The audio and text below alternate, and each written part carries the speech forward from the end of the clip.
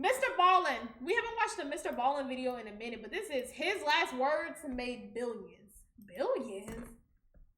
Who? It gotta be somebody like Walt Disney or something. Like, whose words can make billions? Let's see. At 3 stories about real people who at some point in their lives made I need choices. water.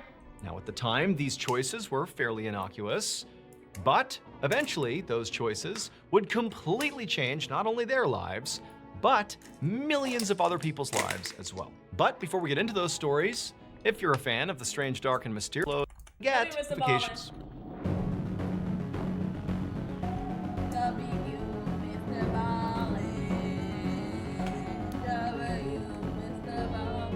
Number 3, famous last words. On January 17th, 1977, a 36-year-old man named Gary Gilmore walked towards an abandoned canned food factory in Draper, Utah. Gary was surrounded on all sides by guards because they were afraid that Gary might try to run and not go inside of this factory. But Gary was not about to run. He'd been waiting for months for this, and he was ready. So Gary, along with the guards at his sides, made their way towards the factory, and then without any hesitation, Gary stepped inside. And what he saw was this big, cavernous, open space with no equipment in it, nothing. It was just basically this massive empty space and one chair pushed up against the far back wall. Gary knew he was supposed to sit in that chair. So without even being told, he just began walking across the floor towards it. And then when he reached the chair, he sat down. And once Gary was sitting, the guards that had walked him in began strapping his wrists and his ankles to this chair so he couldn't move. And as they did this, Gary didn't put up a fight. He just sat there staring straight across to the other side of this factory. And on the far side of this factory was one other thing inside of this space. It was like this big curtain, like somebody had wheeled out like this massive curtain that was protecting something on the other side. And as he was staring at this curtain that was sort of perpendicular to him, he saw there were 5 evenly spaced cutouts across the curtain. And even though Gary couldn't actually see anything in any of these cutouts, he knew what was behind them.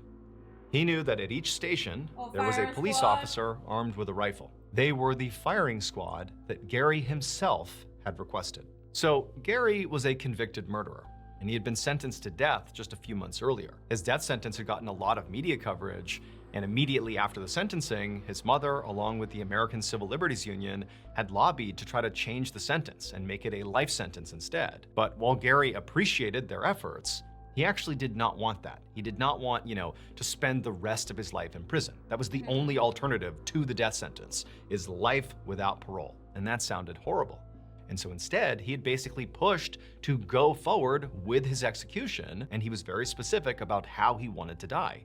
He wanted to die by firing squad, and that had been granted to him. And so after the guards had finished strapping Gary into the chair, they backed off, and then the chaplain came over and read Gary his last rites. And then after that, he asked Gary if he had anything else he wanted to say. And Gary looked up at the chaplain and just said, "Let's do it." And so the chaplain backed off, signaled to the firing squad that Gary was ready, and then once everything was in place, rifles poked through the 5 holes in the curtain, and they fired. Shortly after, Gary was dead. 10 years after Gary's execution in 1987, a young marketing executive named Dan Wyden was having a meeting with his colleagues at his company's headquarters in Portland, Oregon. So Dan actually owned this marketing agency, and his company had recently signed this new client. It was a small business with a lot of promise who was hopefully looking to expand, and they were leaning on Dan and his team to help them do that. And while Dan certainly believed that this company had the chance to be huge, he just felt like they lacked something. They needed a strong marketing campaign to really get them off the ground and sort of begin to make them a household name. And so this meeting that Dan was having right now with his colleagues was their attempts at coming up with, what can we do? What kind of campaign can we run for this company? And so for hours they sat there pitching different ideas, different concepts of how we can elevate this brand. But it was like, even though a lot of ideas seemed promising, nothing really felt right. Everything just sort of felt like, maybe that would help. There was no slam dunk idea, at least not yet. And so as Dan is beginning to get frustrated, realizing he really doesn't have any great ideas yet, he suddenly has this epiphany. Now, Dan does not understand why he had this epiphany. He had not been thinking about this information until it just popped into his head. Instead, this idea really just kind of suddenly came to him. As he's sitting there with his colleagues, feeling frustrated, not knowing what to do, he just randomly found himself thinking about the execution of Gary Gilmore 10 years earlier, death by firing squad. It was all over the news. And Dan, like his colleagues, had certainly kept up with that story. It was a big deal at the time. And as Dan is sitting there just thinking about that execution, he remembered a very particular detail about the execution that for whatever reason just felt like, oh my goodness, we can use that to market this brand. Dan would take a well-known detail from the execution of Gary Gilmore, he would tweak it slightly, and he would use it to fuel this advertising campaign for the small business. And it would work amazingly. In fact, this campaign was so successful, it literally doubled this company's business practically overnight. And this campaign, it featured a slogan that has since become arguably one of, if not the most famous slogans for any business in the entire world. The slogan that Dan created as part of this very famous campaign was based directly on Gary Gilmore's final words. Just do it. Dan's client, that small business. Bro, are you trying to tell me one of the most notable slogans literally in history?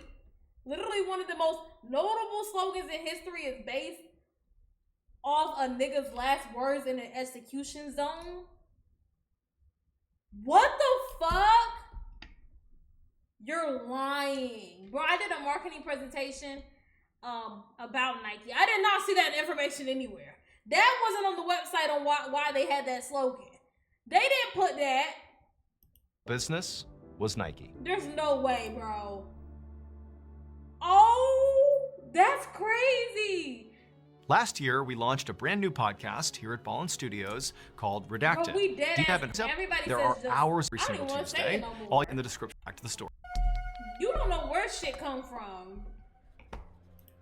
One night in 2009, a 23-year-old man named Chris, along with his date, walked into a McDonald's in London, England. The following day, Chris had a very important job interview in the morning, and so this dinner in McDonald's was going to be the last part of the date. There were no plans beyond this. This McDonald's was dirty, it was loud, it was packed with people, so not exactly a romantic location for a date, but this was all Chris could afford. In fact, he really needed that job the next day because he just didn't have much money. But for now, this was the best he could do. And so he put on, his best smile and looked at his date like, is this okay? And she kind of looked back and smiled like, I get it, it's fine, we can eat here. So they hopped in line and they waited, finally got to the counter, they ordered their food and their drinks, and then after receiving them, they turned around and looked for a place to sit down. But as they looked around, they saw every table was taken, literally every one. And so Chris and his date began looking for tables where, there were at least a couple of empty seats.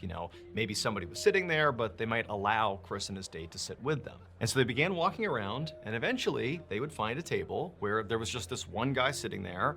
He was sort of minding his own business, just eating his meal. He was not taking up the whole table. And critically, there were 2 seats at this table that were unused. And so Chris kind of tapped his date and pointed to the table. And then the 2 of them walked over, and Chris very politely asked this guy, hey, would you mind if we sat here too? We won't bother you. We're just gonna eat and we're gonna get out of here. Okay. And the guy just kind of looked at him and he was like, sure, go ahead. And so Chris and his date, they sat down and they began eating and chatting, and it was all fine. But as they were eating and chatting, Chris, his mind kept going to the next day. He had that big job interview the next morning, and it was just really the only thing he could think about. In fact, he tried hard to focus on his date, but he was just so anxious about this interview that he just couldn't, and so he found himself not really eating and just kind of waiting for the date to be over so he could just go home, go to bed, and focus on tomorrow. But as he's sort of distracted and his date's chatting about whatever she's chatting about, he realizes the guy they're sitting with is no longer just looking at his food. He stopped looking at his food and he's just staring across the table at Chris's date. And the way he's looking at the date does not seem friendly. And so Chris realizes, okay, what's going on here? Did she say something? Did he say something? And so Chris kind of snaps out of his anxiety about the interview, and he looks at this guy and he's like, what's going on? Because again, this guy's just staring at his date. And this guy, sort of unprompted, without even looking at Chris, just begins insulting Chris's date, insulting the way she looked, insulting the way she talked. And Chris is like, what's going on here? He's looking at his date like, did I miss something? Remember, he was sort of distracted a minute ago. But then eventually this guy, he says to Chris's date, you're an ugly pig. And at this, Chris is like, I can't just sit here And so Chris, who had actually never been in a fight in his whole life, just sort of reflexively stood up and he was like, hey man, get up, like he's gonna fight him here. But as soon as he did that, Chris realized he had made a horrible mistake because Chris, he was only about 5'8" tall. And this guy, just the way he'd been sitting at the table, Chris hadn't really seen his full stature. And this guy, when he stood up, towered over Chris. But Chris, he was not a scared guy. He hadn't fought before, but he was defending his date's honor here. And he kind of looks up at this guy, and he just kind of winds up and hits him once. But then this huge guy just proceeds to beat the living crap out of Chris right there in the McDonald's. The next morning, Chris walked up to this big fancy building in London for his job interview. And Chris was doing his best to be confident, but it was really hard given the circumstances. So the previous night, after Chris had been battered by this total jerk, eventually the guy had stopped and stepped off of Chris, and Chris had gotten back up again, and the guy kind of wandered off and was not held to account in any way. He just kind of left the restaurant and vanished. But Chris, he got to his feet and he looked at his date, and she was totally rattled by it. And Chris was super embarrassed at this point, and he kept apologizing to his date, and she's like, no, it's fine. And they just wanted to get out of there, and so they left the McDonald's, and they both, went to their respective homes, and Chris just went to bed. And then the next morning, when Chris got up early, because he has this big job interview, he went into the bathroom, and he looked in the mirror, and he saw he had this enormous black eye. But even though Chris understood that this very well could affect his chances of getting this job, I mean, they're gonna ask about his black eye, and what's he gonna say? Oh yeah, I got in a big fight at the McDonald's last night. There wasn't really a good excuse for it, and he wondered what they would think of him if he showed up looking like this ruffian, But he was like, you know what? This is the biggest opportunity I've ever had. I just gotta go in there, try to be confident, and don't let the black eye define the outcome. And so fast forward to later that morning, Chris goes into the building, he arrives for the interview, and before long, he's having his interview, and he can tell they're all staring at his black eye, but nobody brought it up, which was sort of like worse in some ways. He almost wanted to be able to describe what happened, even though it didn't make him look good, but it was like the fact that they're staring at it and not acknowledging it, it really made him feel awkward. But, Chris did his best. He got through the interview, and by the end of it, he had no idea what the interviewers thought of him or what they thought of his ridiculous black eye, but he thanked them for the opportunity, and he left thinking, I'm not gonna get the job. However, not long after this interview, Chris got some shocking news. He had gotten the job, and it actually might have been because of his black eye. Because this job interview was actually an audition for a starring role in an upcoming TV show. And the character that Chris was auditioning for was this guy who sort of got into fights. And so Chris rolls in here looking like a guy who gets into fights, and they're thinking, oh my goodness, he can hit his lines, he's got the charisma, and look at him. He's even a ruffian himself. He fits the character perfectly. He's our guy. So Chris got cast, and this TV show that he starred in became one of the most popular TV shows in the entire world. And so Chris went from being this guy who could barely afford a dinner at McDonald's to being this amazing actor who was getting nominated for Golden Globe Awards and Emmy Awards. I mean, he truly was an A-list star. Today, Chris is better known by his stage name, Kit Harington. And the starring role that he landed that changed his life was the role of Jon Snow in Game of Thrones. Wow, I thought that was like a throwback story. Damn, look at God. Shit. What the fuck? One night in 1925, a 21-year-old college student named Ted was inside of his dorm room at Dartmouth College in New Hampshire, surrounded by his friends. Ted and his friends had gotten their hands on a bottle of gin. And so tonight, they were just sitting around, drinking this gin, and having a great time. Now, Ted and his friends knew this was not allowed. I mean, literally, they knew this was illegal. It didn't matter that they were 21 years old. At the time, in the United States, in 1925, the country was in the middle of prohibition, which meant no one was allowed to possess or consume alcohol. It was actually illegal. But Ted specifically was willing to take that risk, because tonight, he wanted to celebrate. Ted was a senior in college and was getting ready to graduate with honors.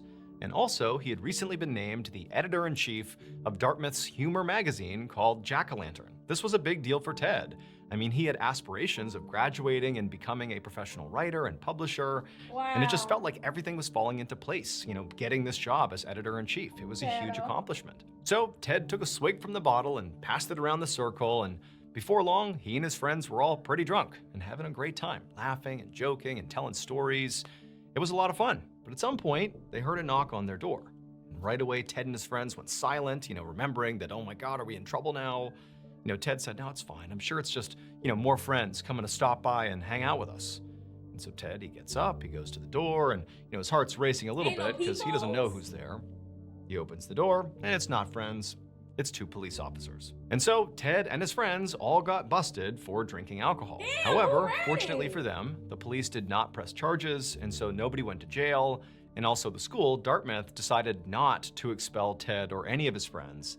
However, they were dealt some pretty severe punishments. Specifically, Dartmouth stripped Ted of all of his academic honors and extracurriculars, which meant he was no longer the editor-in-chief of the Jack-o'-lantern magazine. In fact, he was told by the school that not only was he no longer the editor-in-chief, but he couldn't even submit to put anything in writing into that magazine. He was totally banned. Ted was heartbroken, less so about the academic honors and much more so about being, cut off from the Jack-o'-lantern magazine. He really had attached a lot of value to being the editor-in-chief. He felt like things were going in the direction of him graduating and becoming this professional writer, and so this was sort of a devastating blow. Ted considered fighting with Dartmouth to try to reinstate himself with the magazine, but the more he thought about it, the more he knew that was going nowhere. They were not going to change their mind. However, Ted was not quite ready to just totally give up on this magazine. He knew this magazine did accept submissions from the public, and so he thought, okay, well, I'm not allowed to submit anything to this magazine, but maybe if I come up with a different name, a pen name, then I can submit my work, they won't know it's me, and maybe I can get something published. And so that's exactly what Ted began doing, and the new editor-in-chief of this magazine had no idea this pen name was actually Ted. And so when they received the work from this pseudonym, they thought it was some new person they had never heard of. And they were so wowed by the work, they're like, this is great.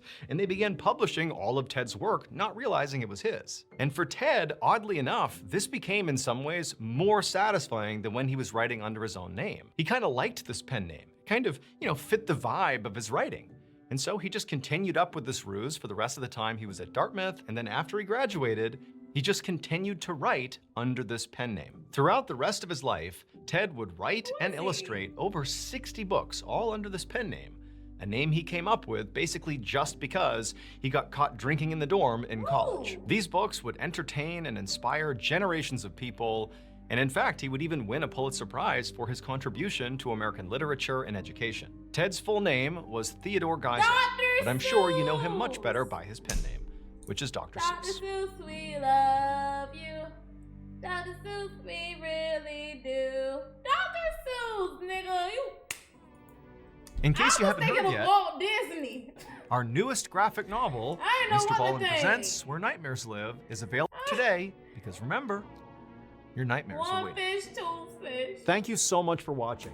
Let me know what you thought of today's episode in the comments. I like this, Mr. And Ballen. remember, we have hundreds of videos for you to binge right now. But if you're looking for a recommendation from me of that fucking Mr. Ballen. Mr. Ballen, I didn't know this was your body. Every video we usually watch or view, or even really on my channel, it'd be kind of scary. But this is kind of like entertaining, a surprise, shocking even for some. It's like, wow. And you know what's the most inspiring thing about this fucking video? Is that you really just never know where life can take you, bro. Like, you might think some shit is falling apart, it's not looking good for you, the odds aren't in your favor, and you could literally be the next best thing. That's a beautiful message, Mr. Ballen. W video.